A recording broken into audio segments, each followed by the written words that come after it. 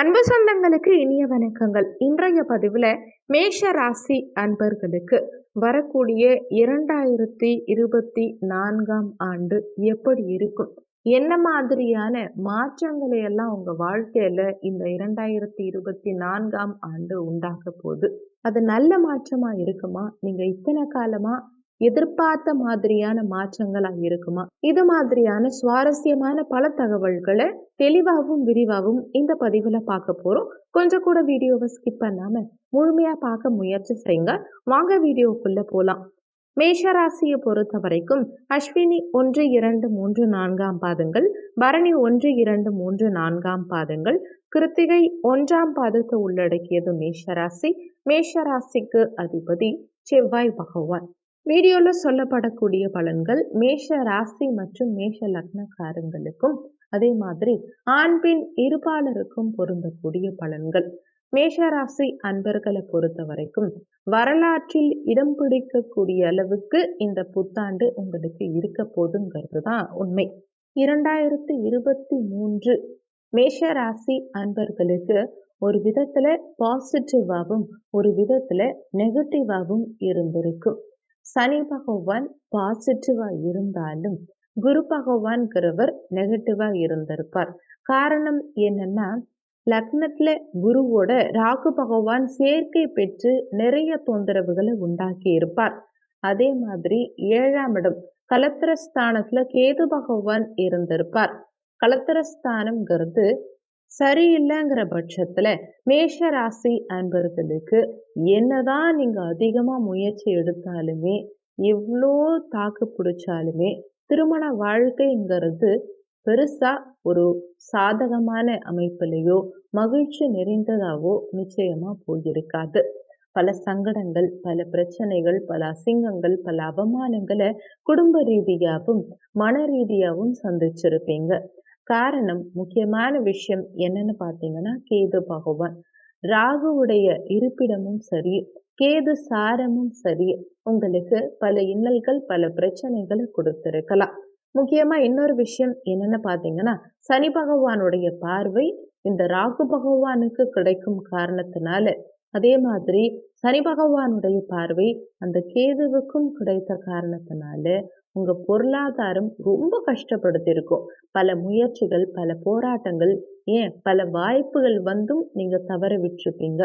எடுத்த எந்த ஒரு விஷயத்துலையுமே, ஒரு பிஸ்னஸ்லையுமே ஒரு இழப்பு, ஒரு விரயம்ங்கிறது நிறைய வந்திருக்கு. முக்கியமா ஒரு விஷயம் என்னன்னு பார்த்தீங்கன்னா, காலபுருஷ தத்துவத்தின்படி முதல் ராசியே நீங்க தான். அதே மாதிரி லக்னம்ங்கிற வேர்டுக்கு ஒரு மீனிங்னு பார்த்தீங்கன்னா மேஷம் தான். மேஷத்தை பொறுத்த வரைக்கும் உங்க லக்னாதிபதி தான் உங்க அஷ்டமாதிபதியும் கூட. உங்க ராசி அதிபதி தான் உங்களுக்கு என்னைக்குமே ஃபேவராகவும் இருப்பார். அஷ்டமாதிபதியா இருந்து பிரச்சனையையும் உண்டாக்குவார். முக்கியமான ஒரு விஷயம் என்னன்னா, இந்த புதன் உங்களுக்கு மிகவும் ஃபேவரா இருக்க போது இந்த காலகட்டத்துல.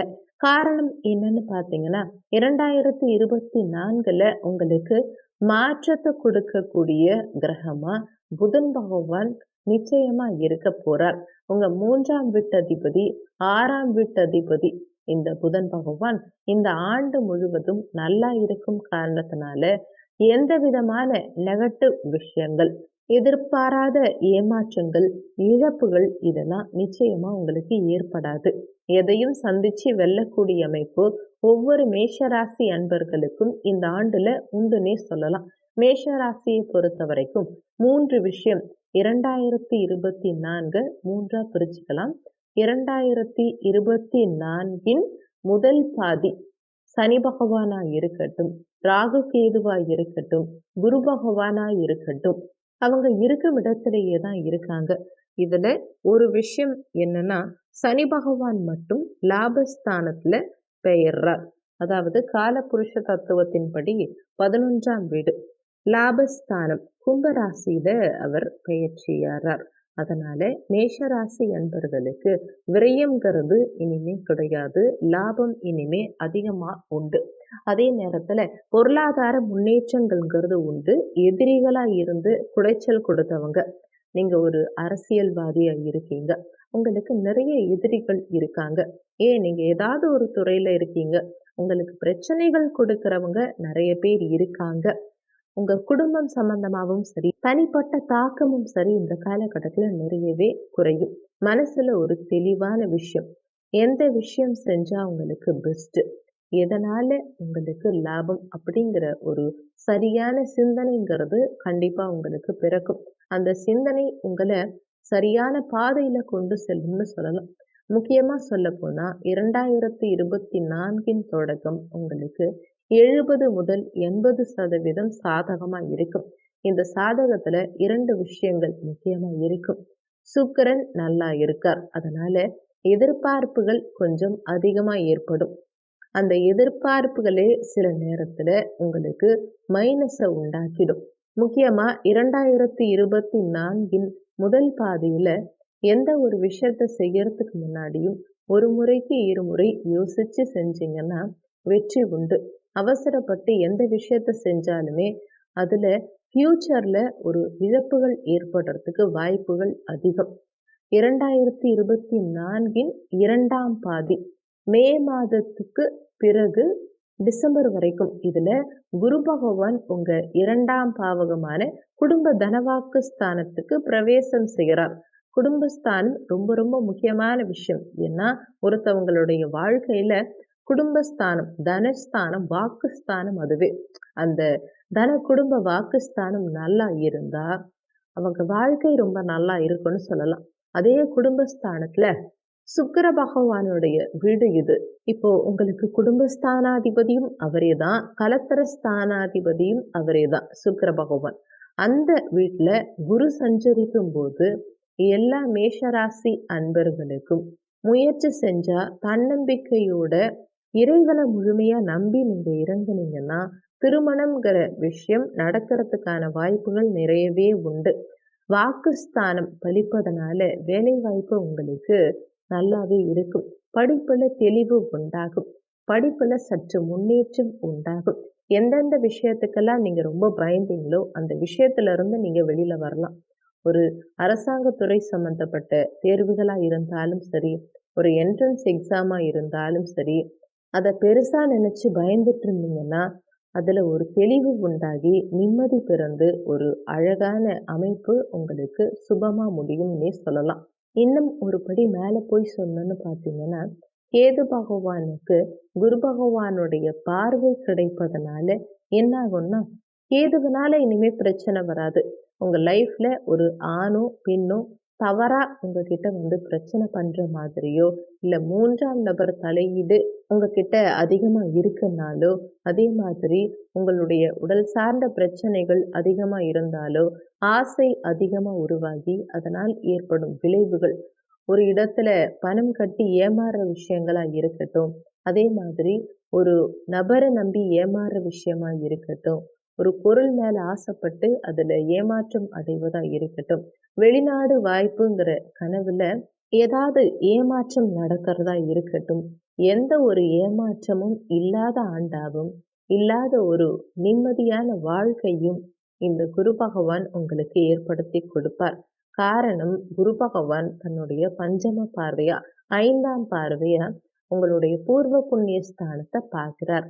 இந்த குரு பூர்வ புண்ணிய ஸ்தானத்த பார்க்கும்போது என்ன ஆகும்னு பார்த்தீங்கன்னா, உங்களுடைய வாழ்க்கையில சிறந்த வழிகாட்டுதல்கள் உண்டாகும். அதே மாதிரி எதிரிகளுடைய பலம் குறையும். உடல் சம்பந்தப்பட்ட பிரச்சனைகள் குறையும். மருத்துவ செலவுகள் குறையும். கேது உங்களுக்கு சாதகமா திரும்புவதால ஆன்மீக நாட்டங்கள் உங்களுக்கு அதிகரிக்கும். நிறைய கோவிலுக்கு போயிட்டு வருவீங்க.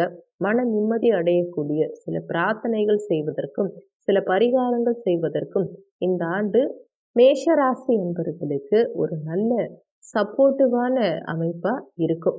எப்போதுமே மேஷத்தை பொறுத்த வரைக்கும் ரிஷபம் மற்றும் மிதுனம் அடுத்தடுத்த ராசியா இருந்தாலும் ஒத்து போகாது. ஆனா இந்த ஆண்டு மேஷத்துக்கு ரிஷபமும் சரி, மிதுனமும் சரி நல்லா ஒத்து போறதுக்கான வாய்ப்புகள்ங்கிறது அதிகமாவே உண்டு. அதே மாதிரி குரு பகவான் தன்னுடைய 7ஆம் பார்வையா உங்களுடைய அஷ்டமஸ்தானத்தை பார்க்கிறார். லக்னாதிபதியுடைய வீட்டை அஷ்டமஸ்தானத்தை பார்க்கிறார். அவருக்கு குரு பார்வை கிடைக்கும் காரணத்தினால ஆயுள் சம்பந்தப்பட்ட பிரச்சனைகள் ஒரு சீரியஸான லெவல்ல இருக்கீங்க. கேன்சர் சம்மந்தப்பட்ட கடைசி ஸ்டேஜில் இருக்கீங்க, உடல் சார்ந்த பிரச்சனைகள் இருக்கு அப்படின்னா கூட அதிலிருந்து நிவர்த்தியாகிறதுக்கோ அல்லது அந்த நோய் தாக்கத்தினுடைய வீரியம் குறையறதுக்கும் இந்த 2024ல நல்ல சாதகமான அமைப்பு உண்டாகும். அதே மாதிரி குரு பகவான் தன்னுடைய பாக்கிய பார்வையா 9ஆம் பார்வையா உங்க 10ஆம் வீட்டை கர்ம தொழில் ஸ்தானத்தை பார்க்கிறார். அப்போ தொழில் சம்பந்தப்பட்ட பிரச்சனைகள், தொழில் சார்ந்த சில தடைகள், தொழிலில் ஏற்பட்ட இடமாற்றங்கள், தொழிலில் ஏற்பட்ட மனவிரயங்கள், மனக்குறைகள் இதெல்லாம் ஒன்றன் பின் ஒன்றா குறையும். உங்களுக்கு ஒரு தெளிவான சிந்தனை பிறக்கும். எது செஞ்சா கரெக்ட், எது செஞ்சா தப்பு, எந்த விஷயத்த நம்ம ஃபர்ஸ்ட் பேசணும், எந்த விஷயத்த நம்ம பேசக்கூடாதுங்கிற ஒரு முடிவெடுக்கக்கூடிய தன்மைங்கிறது கண்டிப்பா இந்த காலகட்டத்துல உங்களுக்கு கொடுக்கும்.